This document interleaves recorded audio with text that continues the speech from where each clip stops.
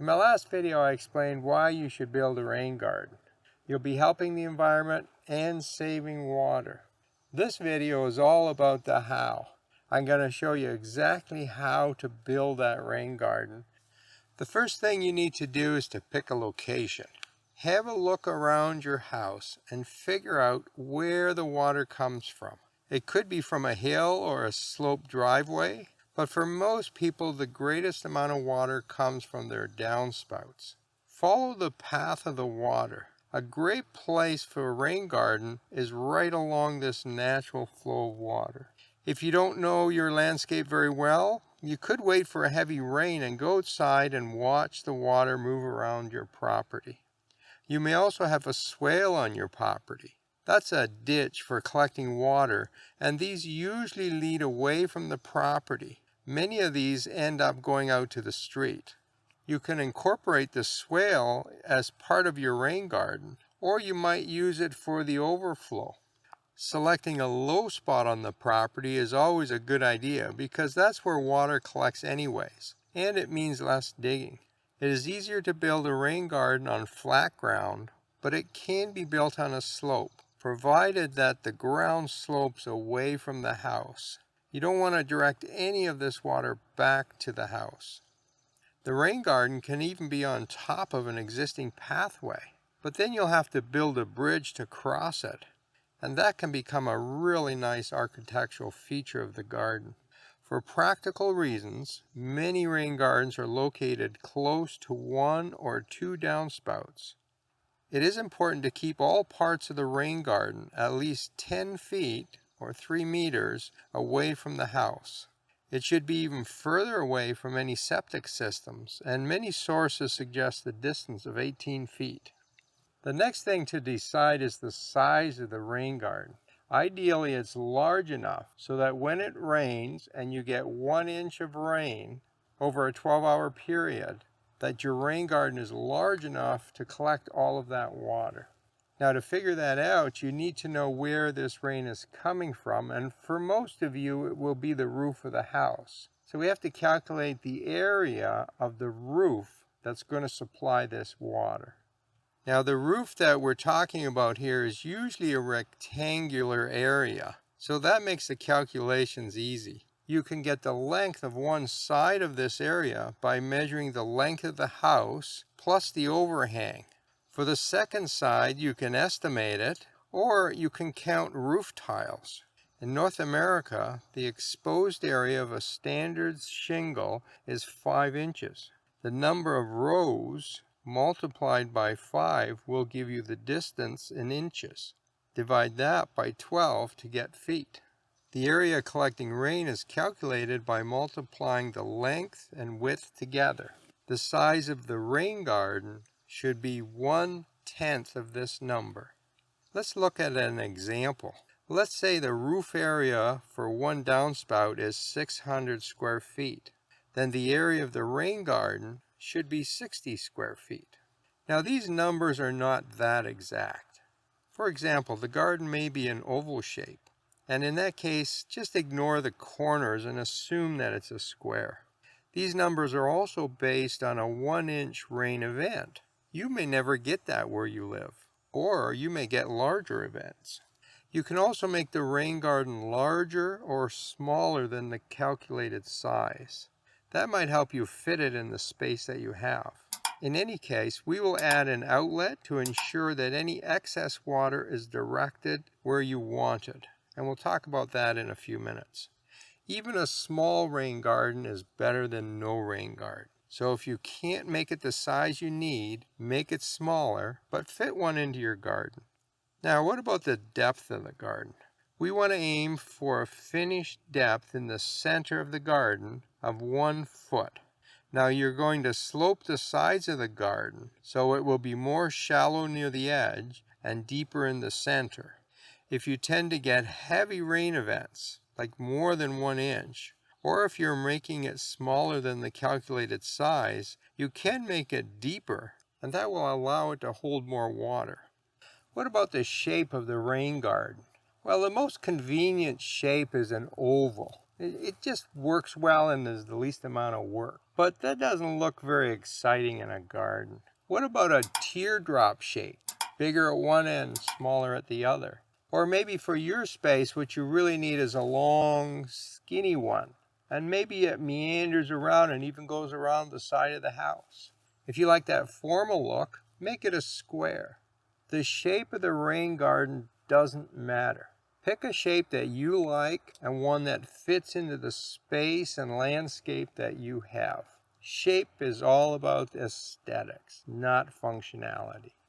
Now let's plan the inlet and the outlet. Both of these are critical. The inlet is usually a narrow strip that goes from the source, the downspout, to the rain garden. It can be straight or curved. The purpose of the inlet is to direct all of the water away from the house and into the rain garden. It's important that the inlet slopes away from the house. If the current soil level does not slope that way, you can create that slope when you build the rain garden. But to be honest, a natural slope means less digging. The outlet is just as critical, and it's usually forgotten. What happens when you get a really heavy rain and the rain garden is full? Or maybe it rains daily for a week. Where does all this extra water go? If you have an outlet, you decide where the extra water goes. If you don't have an outlet, then the water goes wherever it wants, but it usually seeks a low spot and it may not be where you want. The outlet is usually put in at the far end of the rain garden, opposite from where the inlet is, and it is directed to a safe spot away from your house and the neighbors. If at all possible, point it to the street. There it can't do any damage. Now let's think about plants. Many of the best plants for a rain garden like sun, or at least part shade. So pick this type of site if at all possible. But if the only spot you have is a shady spot, that's okay too. You just have to pick the right plants for the spot you have. Now that your basic design is finished, it's time to do some digging. But before we do that, there's one more thing you have to do. Request a utility locate for your area. Now, most municipalities will send someone out to check for underground utilities, and it's usually a free service. At least it is here. You don't want to start digging and find electrical cables or gas pipes. Now that you're sure the area is safe to work in, mark the approximate shape of the garden. You can use short sticks, you can use paint and paint the area. Some people use a garden hose. Or do what I do and simply lay a few stones on the ground to make the shape. It's time to start digging. First thing to do is to remove the sod.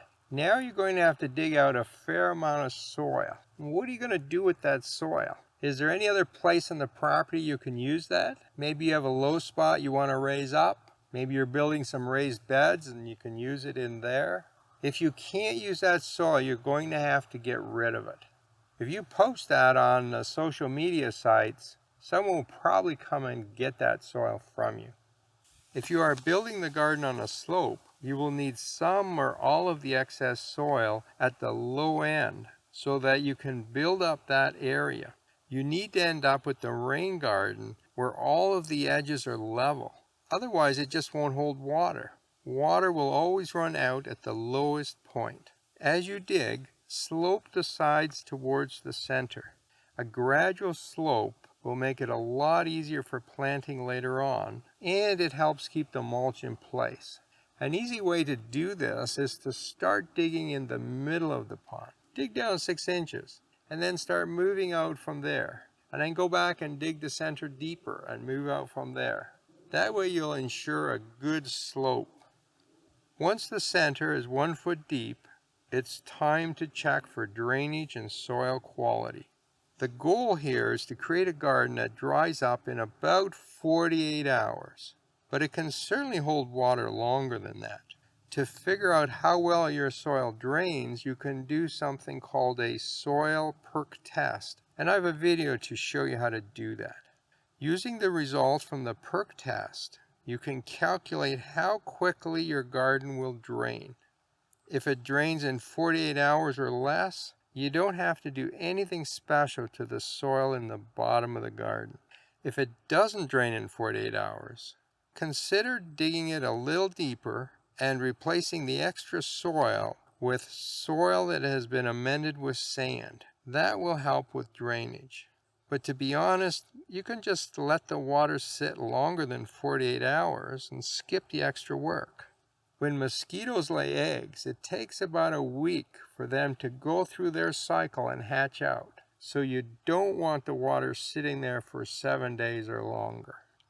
What about your soil quality? Remember that we want to plant this area. Is the soil good enough for plants? If it's pure sand, consider amending it with some clay and organic matter. If it is very heavy clay, amend with sand and some organic matter. If it's just poor quality subsoil, just amend with organic matter. In any event, when you are finished adjusting the soil, the depth at the center should be about 1 foot deep. Now let's build the inlet. I like to create a riverbed between the source of the water and the edge of the rain garden. I generally dig a shallow trough that is about 6 inches deep, but one that slopes from the source to the rain garden. I like to line this with plastic, and then I cover it with fist-sized rocks. The rocks do two things. They hold down the plastic, and they slow down the movement of water. If you don't like the aesthetic look of this, you can also use a pipe and bury it in the ground and you won't see the inlet. Before going further, test the inlet. Pour some water into it. Make sure everything is flowing well and that it empties out completely into the rain garden. That way you know you've got the slope right. Alright, the inlet's done. Now it's time to make an outlet. Look around the perimeter of your rain garden and decide where you want excess to flow out. That's where you put the outlet. It can be built exactly like the inlet. Just make it look like a little riverbed with rocks. You can also create simpler outlets. You can just take the low part of your rain garden, put a few rocks there to make sure that the rain won't wash the soil away, and just let the excess water run onto your lawn, or maybe into a garden. You can also have that outlet go into a swale, and that automatically will take the water away from your property. The important thing with an outlet is that the water goes in the right direction and goes away from your house and the neighbor so nothing gets damaged. In most cases, the plastic layer is not needed on the outlet side because it's not as critical to keep water from seeping into the soil. Now, except for the plants and some aesthetic features, your rain garden is finished. What about aesthetic features? Let's make this garden a little more interesting. I like to add large rocks in the center, along the edge. How about a little bridge, some artwork, a bird feeder? If you're interested in natural ponds, which are great to add to your rain garden, have a look at my book, Building Natural Ponds. Or join our Facebook group, Building Natural Ponds. See you in the next video.